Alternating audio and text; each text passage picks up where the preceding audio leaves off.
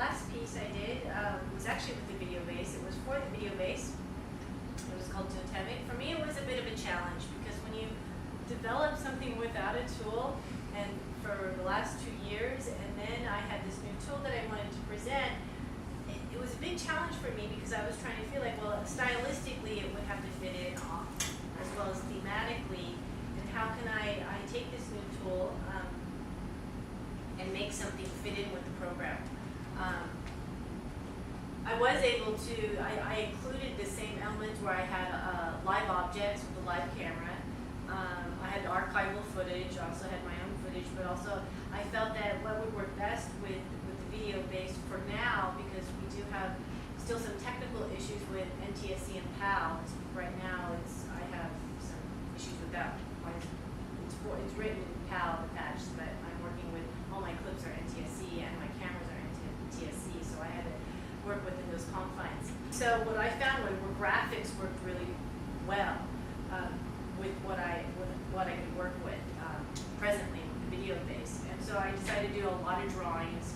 And originally I was going to capture those drawings in real time and play them back. And I was still having issues with the NTSC PAL. I'm telling you, everybody here, because it's Harvestworks, and I can say that, that when you have technical issues, you have to work around it somehow, and that does change the project. And so this piece ends up being much more abstract, much more graphic than the other pieces. But I felt like, well, thematically, it still works. They were Native American, Aborigine, and Inuit patterns, and also some drawings that I did myself inspired by those patterns.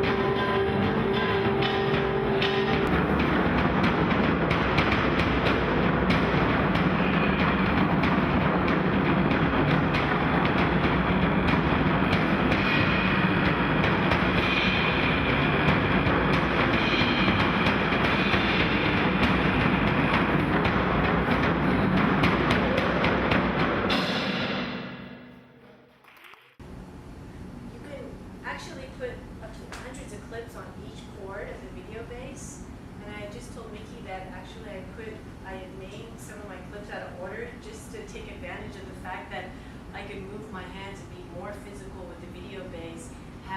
There are only 20 clips, actually 20 patterns, or maybe there were 30 patterns, I can't remember, but there weren't very many. And had I put them in alphabetical order or chronological order, I would have only had to do this. And so that was a thing that I had to think of. Like, here I was, I wanted to work with a tool that was going to enhance the spectacle and actually be more physical to the performative aspect of presenting my work. And I have to be more physical with my machine because actually, if you're used to just tapping really small, then you have to think, okay, well now I have to make something with bigger gestures. So one of the solutions was put things out of order so that I could actually force myself to search on the string so that people also knew that I was affecting or changing the clips through the chords. We'll explain more about the video base in a few minutes. So part of my process, as I mentioned before, includes prop manipulation, which is more like object theater. When I'm moving something, I'm thinking of the emotions as well as the concept that goes behind each of the objects, a little bit like puppetry. Also, like what specific clips that I'll use. So a lot of my time goes into researching different archival footage, or actually going out, and if I have an idea of going out and shooting it, and if I can't, that's when I start using archival. For this purpose, it's actually for the texture and also the history, because obviously if you're doing something about first flight and it's the Wright brothers, you're bound to use archival footage. I draw a lot. I'm actually a painter by education. I started out as a painter, so that comes into a lot of my work. And for this project, I use 3 software. I use Module 8 and VDMX, and also the video basis run on Jitter. And this was reasons because I'm not a programmer. I'm sure if you could write your own Jitter patch, that you could do the live drawing, the mapping, you could do the certain effects that I needed for VDMX, as well as the sequencing. I use VDMX mostly because I started with it, I think about 10 years ago, and so I'm kind of a faithful client of theirs, even though they constantly change their interface. They have these oscillators that I really like that you can probably write yourself, but they're there, and I use them. And Module 8 I mostly use because I needed to do some live drawing at the same time.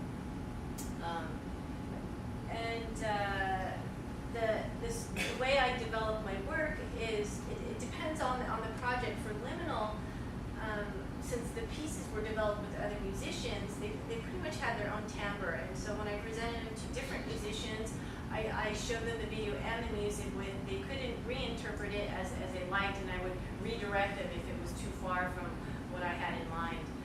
The only piece was Liminal, the third piece, where they gave me the music. We kind of felt like, since we're not going to have that many rehearsals, it's incredibly too much work to do in just 2 rehearsals. Actually, we only had 1 rehearsal in the end. An hour show, actually it was a 45-minute show. So they had given me the music so that we were already prepared. They gave me the music and I wrote the third piece. That's why it's a little bit tighter in terms of cues, like whenever he hits the drum, it gets stilled or something changes. The transitions that I made were very structured, as opposed to the last piece.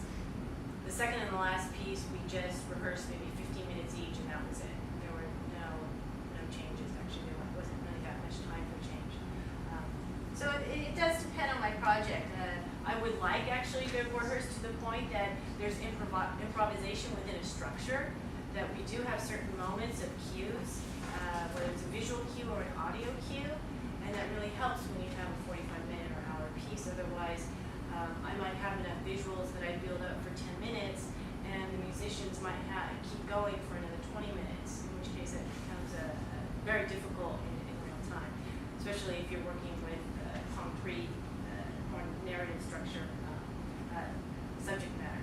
With the work that's more abstract, like the last piece, I could improvise more because it's more abstract, and it was more rhythmic, the last piece.